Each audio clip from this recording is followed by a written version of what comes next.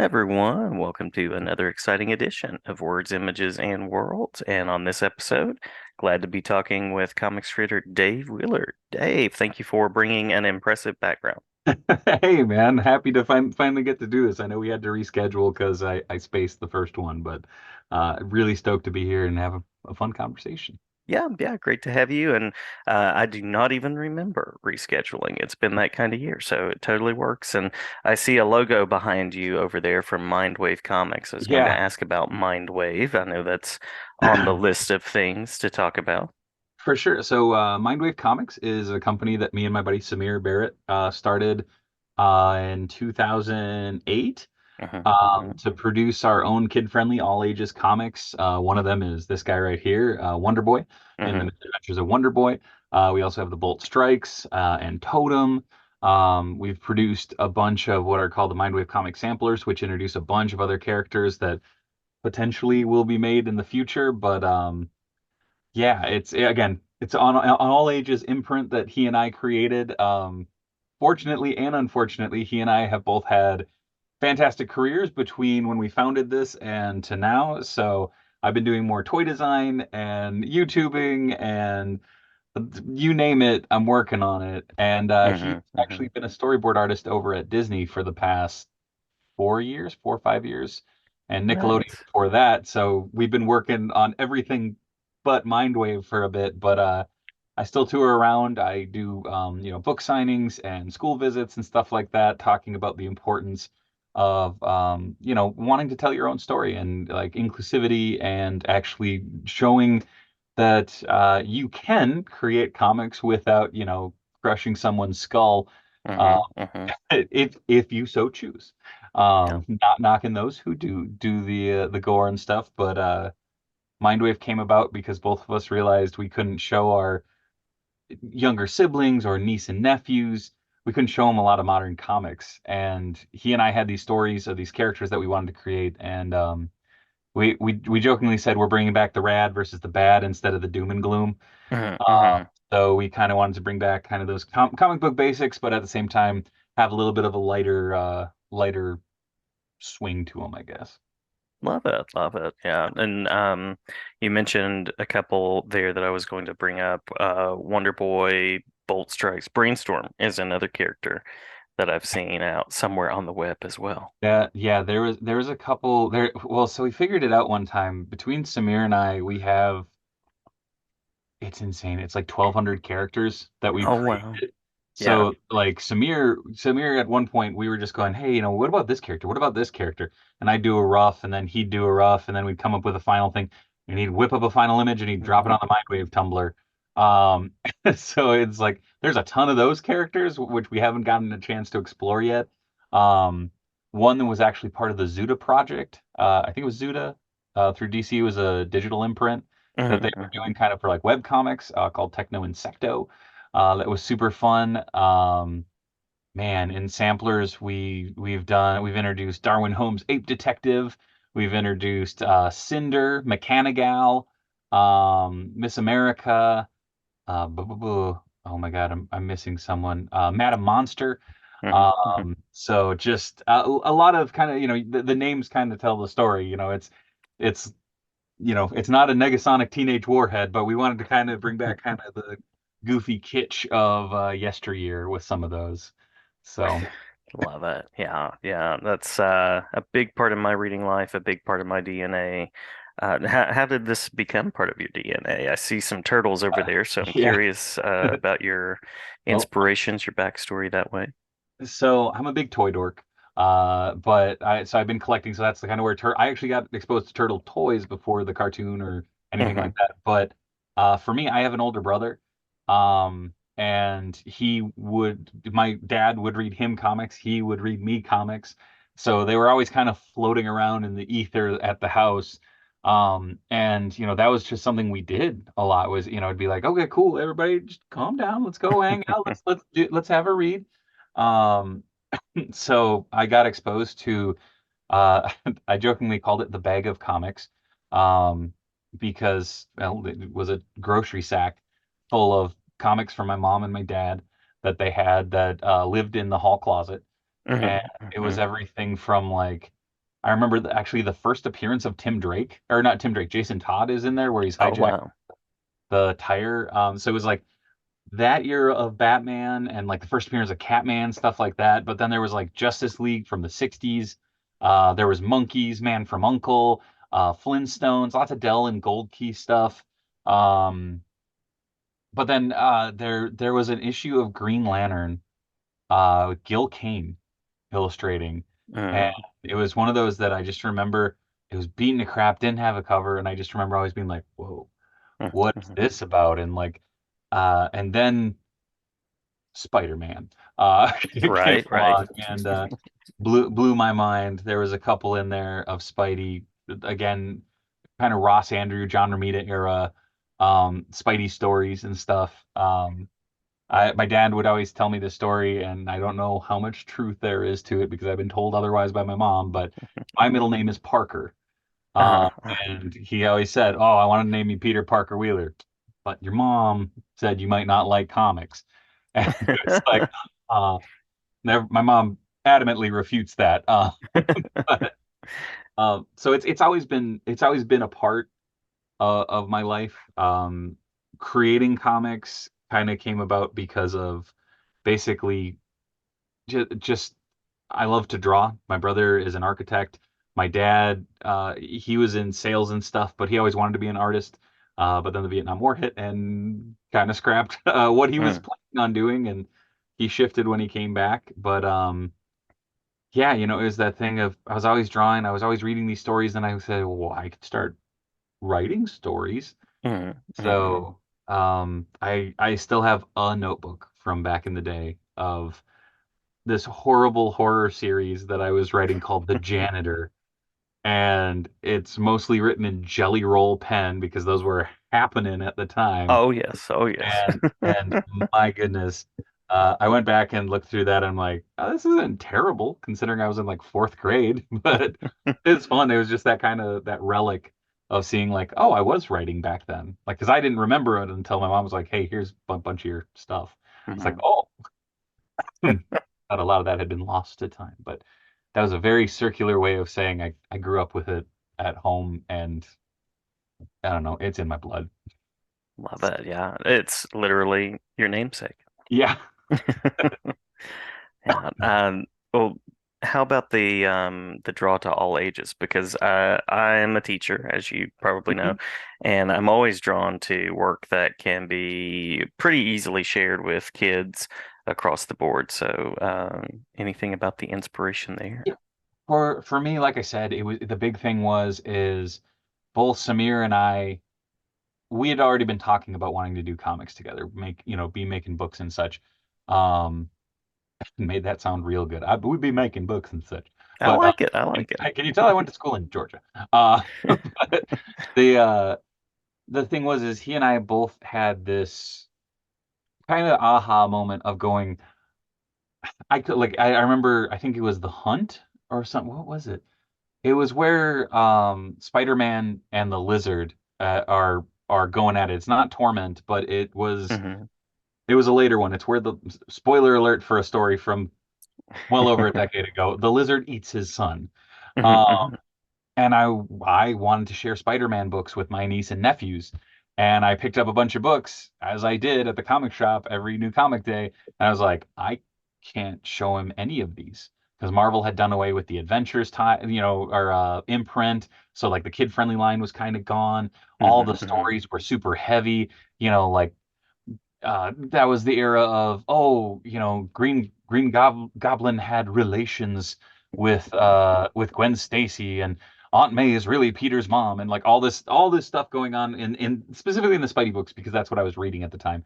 But Hmm. it was also the era of the Grant Morrison X-Men and stuff like that, Hmm. where again, kind of heavy.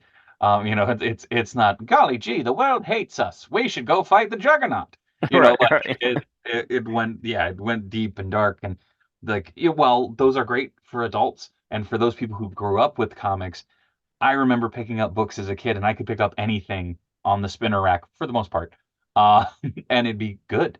Like it'd Hmm. be, I could read it, and I wouldn't get yelled at. And then Spawn came along, but that's a story for another time. But Right, right. it was one of those moments of he and I said, well, what if we make things all ages? Like, what if we make these books, these stories that we want to tell, accessible? Like he had this character, the Bolt, and originally it was very derivative of kind of like Spider-Man and Static, which are two of Samir's favorites. And Hmm. I said, can I take a crack at writing this? And because when I heard the Bolt, I went to Greek mythology. And so I integrated some of that in with it, and we kind of riffed off one another and created something that we could also we're telling a fun story, but all of a sudden we're also integrating in, oh, who's Hephaestus? Hmm. Like, Hmm. what is the Clash of the Titans? What is, who's Zeus? Who's Kronos? Who are all of these gods of the pantheons and Roman and Greek, because we kind of play in both. And all of a sudden it became a thing of going, oh shit, like Right. almost make these educational in a way, like in the same way that 60s and 70s, books would integrate in, like, okay, again, Spider-Man fan, so Symbiosis. Hmm. Hmm. I remember being in fifth grade and they're describing something. They go, "Does anybody know what this is? A symbiotic relationship?" I went, "I do." Right. And I went on this rant. They're like, "How in the blue heck do you know what this is?" And I'm like, "Spider-Man." Hmm. Just, Absolutely. talking about mutations, talking about, all that stuff. It just, yeah, all of a sudden it became that aha moment of like, wait, we can still tackle a lot of stuff and make it accessible to anybody picking up the book. Hmm. Hmm. Um, and from there, we just kind of ran with it. Um, there's a book that's in development right now called Cinder, and without giving too much away, we talk about homelessness and how it's not necessarily, just a panhandler or someone. Like, these are everyday people, and it's part of that story, and but it's still very much a superhero book. Hmm. So, Hmm. that one's hopefully coming out next year. But yeah, I don't know. Again, the opportunity to create something that anybody can pick up was something that we thought would be really fun, and also gave us a little more focus. Um, we're two college kids going, what we should do? We should start a business. Like, how do you do that? I don't know. 4 years of art school, one math class. Right. So, Right. Love but it. Yeah. yeah. So you mentioned toys. I'm curious about the work you do in toys as well before we talk about kind of the vision you have for the stories that you want to tell in comics from here. Yeah, so from the toy aspect, again, like I've always been fascinated by toys, the mechanics of them, the process of making them, because I always remember, you know, growing up, it was we didn't have the funds to be like, oh, that broke, let's go buy another. Hmm. It's Hmm. like, okay, let's fix it. Okay, well, how do you fix it? Okay, well, you might have to break it apart in order to get a leg back in, or drill something out. That fascinated me. I've been lucky enough in the past couple of years. I've worked on a bunch of Kickstarters, like doing 3D turnarounds and stuff like that. But within the toy industry as a professional, I've worked with Boss Fight Studios predominantly on their Legends of Lucha Libre line, their La Borinqueña line, which is actually another all ages comic story that focuses on a Puerto Rican heroine, La Borinqueña. So very excited. I got to work on Oro Coqui Dorado for that line. I got to do the turnarounds and the design for that, which was dope.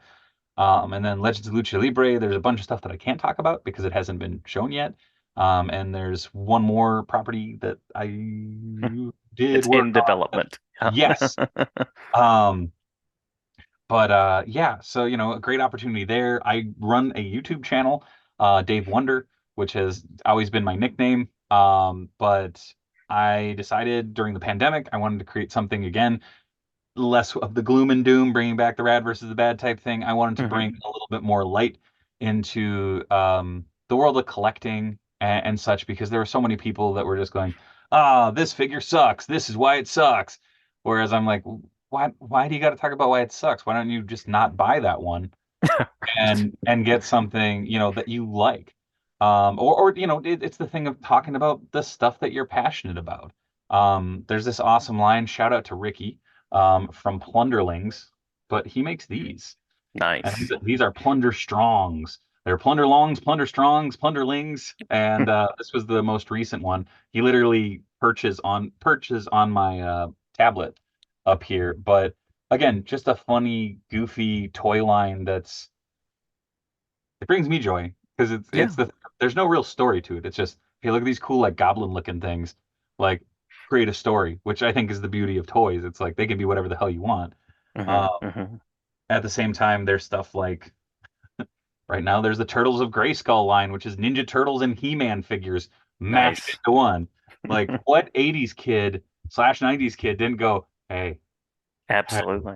and Yeah. now it's a thing. I don't know. At the same time, I'm also a customizer. Like I like customizing toys. So like I did this last night because of a little insomnia. I made my Tom Lyle tribute Scarlet Spider with the heavy hatching and everything. Love it. Love it. So he's perched on my desk because I photographed him at 2 o'clock this morning. But I mean, I don't know.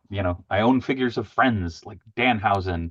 But it's just like it's this weird, unending thing of like there's just so many fun reasons why I like it. I'm very tactile. I still like a physical book as opposed to digital. Like the idea of being able to pick up a figure and like move it around when I'm looking for reference is Hmm. great. Hmm. Like that's exciting to me. If I could turn the camera around, there's literally toys surrounding. Um, Nice. but like this is something silly I found down in Chicago a couple weeks ago. But it's just Oh, the Marx cool. creature from the Black Lagoon, but a dude recast it in hot pink. Uh, I don't know. He sits atop my Castle Grayskull right here because why not? Yeah, I like it. I like the story mixing.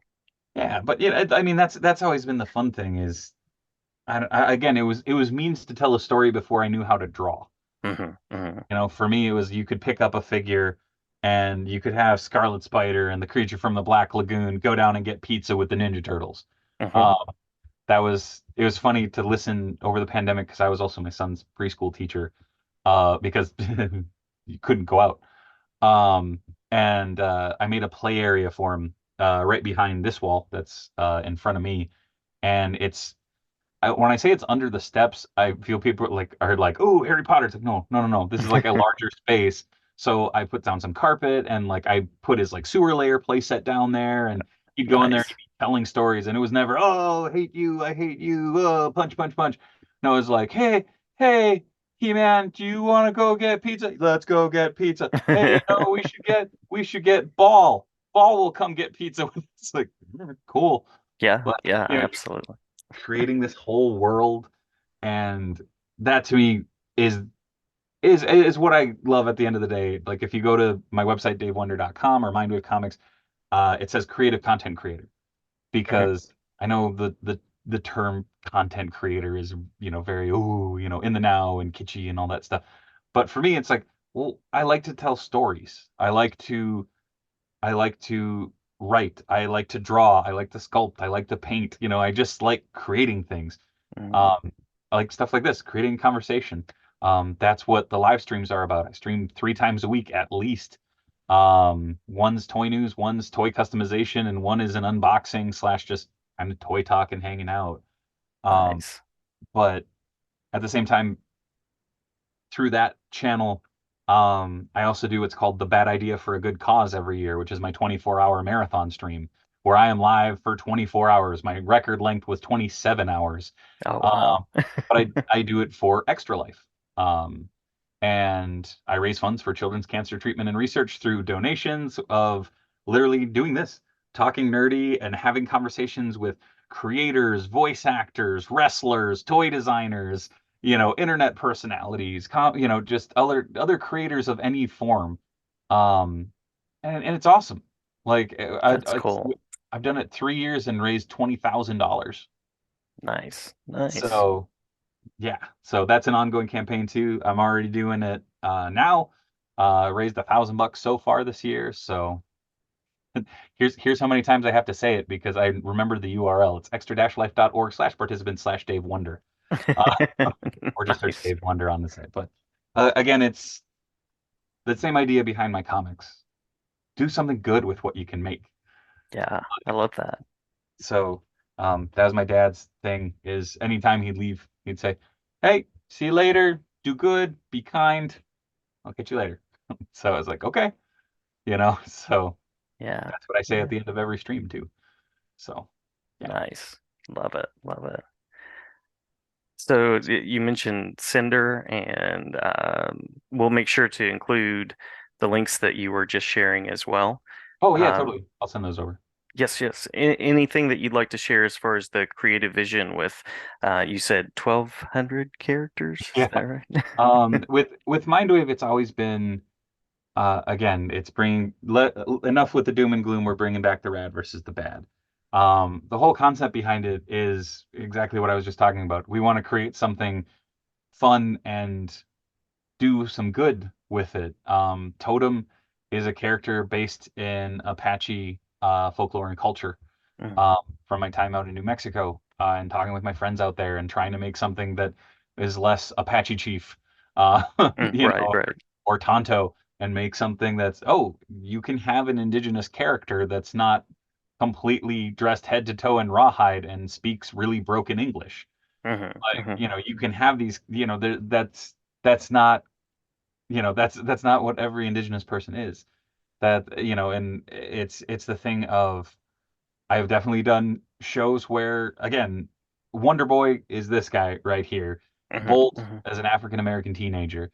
Totem is Apache. Cinder is, well, I don't want to spoil. And it's that thing of there's a very diverse cast, but the idea was to tell stories that anybody could pick up and anybody could see themselves in or see someone that they know in. Um, kind of that OG Marvel logic of okay, you have over at DC you have a billionaire philanthropist vigilante and an alien and a god Hmm. in Hmm. Batman, Superman, and Wonder Woman. And then over on the other side you have a teenager who encountered an accident, lost his uncle, and from that found motivation. It became a more human story, Hmm. um, Hmm. and something that was much more relatable. You had the X-Men that was, a parallel to the civil rights movement. You had, you know, the fish out of water of Captain America coming back and being revived. Did you have the fantastical characters too? Yeah, you had Thor. You had, you had all these crazy characters, um, but you had a lot of characters that had these very human backstories. Hmm. Why Hmm. why is the Hulk the Hulk? Well, because he saw someone in danger and he wanted to save them. And he pushed, Rick Jones into a bunker. And from that he got zapped with gamma rays, which by the way, as a kid, I was like, hold up. Hey, I thought gamma rays, quicksand, like, world devouring monsters were gonna be a much bigger problem in my day-to-day life. But Yes, yes, yeah. Didn't we uh, all? I'm okay with that though. Uh, Yes, true. but that's I don't know. I kind of lost my point, but it's just I wanted to create stories that people can relate to, and at the same Mm, time do some good with that. Even if it's just as simple as someone going, "Wait, what's a Hephaestus? What's mhm, mhm, what and it's that thing of Bolt is a hero who sees hero as being a hero as this ultimate responsibility and weight. And then you have Totem, who's carrying on her family's lineage as the guardian, as the totem. Then you have Wonder Boy, who I wrote as kind of my love letter to Batman 66 and like mhm, Silver mhm, Age goofiness, because you have this dude, this is his costume. And it's the kind of gag behind it was it started out as a journal comic for myself. And I hated writing about myself. But I liked the idea of a teenage superhero not knowing what he's doing and trying. Like mhm. just trying to be a hero, going, "Holy crap, I have these powers. I want to be a superhero." How do you do that? Mask. Okay, W. Like that's his whole costume. He wears Chuck's jeans, a raglan, and a mask. Mhm. Like no more, no less. That's it. And he's gonna try. He's excited to be a hero. For him, it's an opportunity to be a hero. Like he sees it as this opportunity to put something good out into the world, which kind of parallels back to me of trying to bring just a little bit of light back. And Love it. as I like to say on the streams, it's like, hey, I'm here to try and make your day suck just a little less. Nice, So nice. yeah. Yeah. You mentioned before we were recording that you have some stops on the way this summer and in the coming year as far as Oh yeah. conventions. And then I also want to give you the chance to share about where people can see the work you do. Oh, for sure. Yeah, coming up, I am at MNCBA SpringCon this Saturday, here in the Twin Cities. I don't know if this will come out before then, but We will work on it. We will work okay, on no worries. I didn't want to it. be like, hey man, get this done. No, I will be at SpringCon. Very excited to be there. The organization there has been really cool. I saw Jen was on here, Jen Bateman, Hmm. back. They've been a really big part of that, which is great. Um, Holy cow. Now my brain's after that I have range or no, after that I have Des Moines Con down in Des Moines, Iowa. I'm a guest down there. Nerd Street shows are some of my favorites. They put on Des Moines Con and Alaska Comic Con, Twin Cities Con, Central Florida Comic Con. Just Now Madison Pop Expo is going to be a new thing this fall. Super stoked to be a part of those. I love going down to Des Moines. I have a bunch of friends down there from when I was starting out, and it's always fun to get back down there. Um, After Des Moines Con, I have Range Fan Con up on the Iron Range here in Minnesota. Hmm. Hmm. It is in technically Mount Iron, Minnesota, or Virginia, Minnesota. New show. They started out last year. That's where my mom's side of the family is from, and like it's mostly mining country.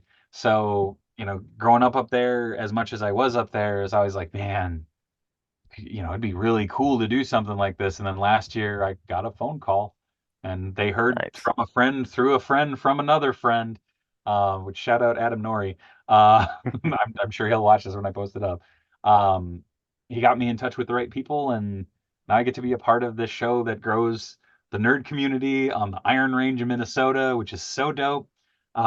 Because growing up, I was the kid running around in, Spider-Man underoos, being like, woo, and Totally. people are like, Uh-huh. "You all right?" But now it's cool to be a nerd, and what a time to be a nerd it is. So Hmm.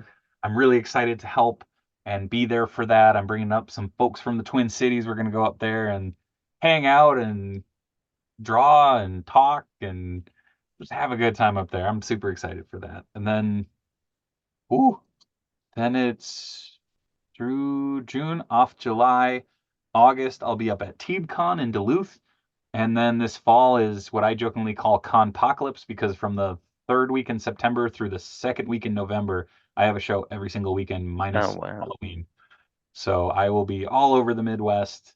Um, and I'm very excited for that. It's super fun. It's hard to be away from the family, but I'm bringing them with for some of them, which is fun. Great, great. My Yeah. youngest is gonna finally be 2, and he kind of is at that point of like he wants to explore around, and you don't have to worry about him breaking himself every 5 seconds. So very excited. He's an explorer. He loves that now, and my oldest is he's always loved shows, so he's all excited because he's like, we get to go to a hotel and a comic show. It's like, yeah, buddy, let's go. So Nice. um, Nice. very excited. So yeah, it's gonna be a good one. I'm looking forward to working on the house a bit this summer and then back to comics. That's it. That's it. But Well, yeah. I'll of course mention the websites that you Oh yeah. brought up, and I'll make sure that those appear in a nice little sort of screen here, and I'll also post them in the podcast description. But any go-to spaces you want to mention before we close? I can do my usual outro, I guess. There it is. So you can find me over on X at Dave Wheeler. You can find me on Instagram, the Dave Wheeler. You can find me on Patreon, patreon.com/Dave Wonder. Join for just $1 a month. Gets you access to an exclusive Discord. $5 a month gets you access to an exclusive giveaway. Sometimes it's original artwork, custom figures. Man, what else have I given away? Original exclusive merchandise, um, prototypes, all kinds of crazy stuff. So again, that's over on Patreon. You can find me over on Pro Wrestling Tees, prowrestlingtees.com/Dave Wonder. Pick up some goofy merch with my face, all the people's faces who are on the channel on a regular basis. and random inside jokes that pop up on t-shirts because why not? Uh, Hmm. and then finally, you can find me over on davewonder.com. That's my website. All the links are over there too, as they will be everywhere else. Um, but most importantly, you can find me over on Extra Life, extra-life.org/participant/Dave Wonder. Go donate if you can. If you can't, share the link. Because well, I don't think I can drop an F-bomb on here, but because long story short, F cancer. All the money goes directly That's a to the worthwhile F-bomb. Yeah. children cancer and treatment. So Extra Life does a lot of good, and I've been stoked to be a part of it. The big team that I'm a part of, Known World United. I believe this year, if we do like a fifth of what we usually do, in the 8 years we've been doing it, we'll cross $100,000 raised for that, which is Wow. pretty Wow. dang cool. So yeah, go check out all that stuff. If you're listening to this podcast, leave a positive review. Make sure that Sure. it boosts the signal of this. It's really, really fun. Go over to YouTube, throw a like on there, comment, subscribe, hit the bell notification so you know when this dude's dropping videos. The wrong way. I forget I'm mirrored on my other on my normal stream, so it's weird. Totally, Um, totally, it works. but yeah, go do all that stuff because yeah, help awesome people continue being awesome. So yeah. Well, thank you. That's very kind, and I also love what you were saying earlier. The sign off. Be kind, do some good, create Oh some yeah. good out in the world. I love that as well. Be good, be kind. Much love from Minnesota. Good night. There it is. There it is. Love it. Love it. It makes me think I need an outro. I need a really good outro. But that was awesome. We can workshop. That's right. That's right. Well, wonderful conversation. Glad to have you back anytime, Dave, to talk about projects, toys, all areas of nerddom. And thank you so much for the time. Dude, all good. I got to get you on the channel. Love to. Love to. Absolutely. Let's go. It's a plan. It's a plan. I'll hop out of this Zoom and onto Yep. that one. That'll There work. we go. All Perfect. right. Thanks so much. See ya.